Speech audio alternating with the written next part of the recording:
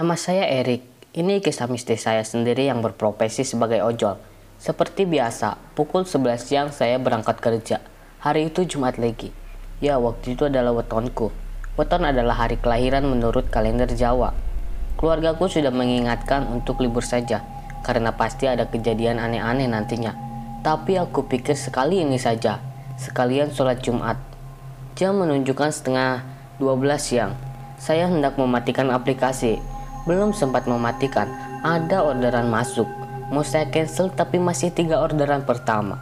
Performa bisa turun banyak, pikirku saat itu. Akhirnya aku menggumam dalam hati. Insya Allah sempat. Aku lanjutkan seperti biasa order di resto dan mengantarnya. Dan betul, sholat Jumat sudah pada bubar dan aku melewatkannya. Dari situ perasaan aneh dan berdosa dimulai. Saya istighfar dan mohon ampun. Karena keserakahan ini saya melewatkan kewajiban sebagai seorang muslim. Bismillah, saya lanjutkan lagi kerja saya. Tidak terasa malam sudah berlalu. Jam menunjukkan pukul 10 malam. Kurang 1 order dapat bonus full. Agak lama saya menunggu, akhirnya dapat order food. Saya masih ingat nasi padang 2 bungkus. Antarnya cukup jauh, dari Polinema Malang ke daerah Dau. Daerah Dau sepi dan banyak kebun jeruk. Malam itu di jalan perasaanku sudah tidak enak. Di GPS benar rute yang saya lalui, tapi jalanannya itu batu dan terjal. Saya ikuti jalan itu. Tiba-tiba saya ada di sebuah persimpangan jalan tanah. Kanan perkebunan jeruk, kiri seperti sawah, tapi banyak tumbuhan liar. Di depan sebelah kiri itu ada semacam proyek, tapi masih beberapa. Di persimpangan itu ada lampu warna kuning, sekitar 5-10 watt. Saya diam di bawah lampu itu. Apesnya di situ. GPS saya berhenti karena tidak ada sinyal. Saya bingung rumah customer saya itu ada di sekitar situ. Tapi di situ kosong. Hanya ada proyek perumahan belum jadi. Entah dari mana ada angin cukup kencang di dekatku. Saya mencoba menelepon customer saya bahwa saya bilang nyasar. Tapi dia bingung. Mas, lokasinya kok jauh dari jalan raya, kata customer saya. Saya bilang tunggu 5 menit lagi bu. Saya cari jalan keluar dulu. Di pikiran saya hanya harus mencari jalan raya. Dan tentunya putar balik bukan pilihan. Karena itu sangat jauh dan itu semakin malam. Jam menunjukkan hampir pukul 11 malam. Saya ambil rokok dan menyalakan rokok itu. Sambil berpikir harus kemana. Bila ke kanan itu adalah kebun jeruk yang sangat gelap. Dan sekedar informasi, terakhir GPS mengarahkan saya untuk ke kanan. Karena rumah si customer 3 menit dari situ.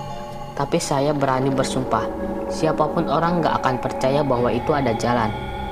Dan saya yakin itu adalah kebun jeruk. Sayup-sayup saya mendengarkan suara wanita menangis. Sangat sedih. Suara itu saya tahu ada di belakang saya. Mungkin sekitar 5 meter dari saya.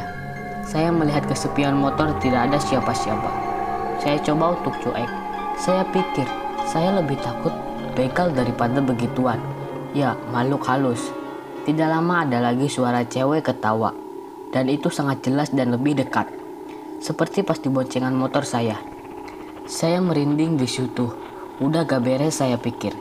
Saya tetap tenang gak panik. Saya lanjutkan hisap rokok dan lihat HP saya. Untuk mencari jalan. Suara ketawa itu ada lagi. Saya semakin risih di situ. Suaranya seperti kuda kalau meringik. Lalu saya bilang sambil agak menolehkan kepala ke belakang. Wes ojo ganggu, aku kerja iki, wes kesel. Lawang ngono aku golek dalan metu tekene kene. Dalam bahasa Indonesia artinya, udah jangan ganggu, aku lagi kerja, udah capek. Bantuin aku cari jalan keluar dari sini. Rokokku mulai habis. Saya nekat untuk jalan lurus. Di jalan berbatu gelap dan banyak pohon bambu di situ. Jalannya agak turun dan ada jembatan di situ. Bismillah, saya lewat jalan itu untuk cari jalan raya. Saya kaget karena di situ ada satu makam, diberi seperti rumahan atau punden. Kelihatan kalau makam itu makam tua. Sumpah di situ bau dupa.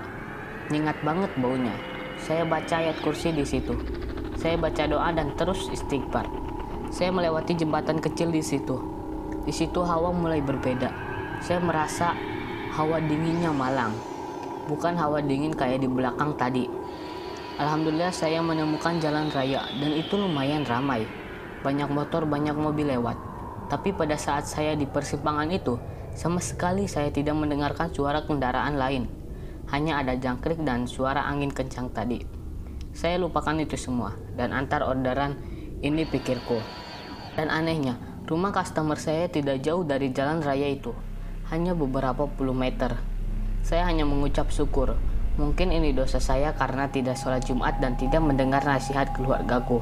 Customer itu sudah menunggu saya di depan rumahnya, agak keluar jalan. Dia senyum dan langsung bilang, "Mas nyasar di mana? Kasihan itu mbaknya sampean ajak nganter makan malam-malam gini."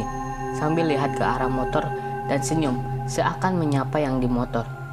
Di situ saya kaget banget, tapi saya tidak mau hadap motor, karena saya tahu pasti ada yang ikut. Saya hanya bilang, "Iya bu, gak tahu itu ngotot mau ikut terus." Ya udah saya ajak aja. Saya coba menenangkan diri. Saya cepat-cepat pergi dari situ dan tak lupa pamit dengan ibu itu. Alhamdulillah diberi bonus 10.000 sama ibu itu. Di jalan saya sangat tidak tenang dengan pernyataan ibu itu tadi tentang mbak-mbak yang saya bonceng. Siapa mbak-mbak ini? Apa dia mau ngikut saya ke rumah? Jangan lupa di like kalau kalian suka dengan video ini, share ke teman-teman kalian, dan subscribe, nyalakan notifikasinya. Terima kasih.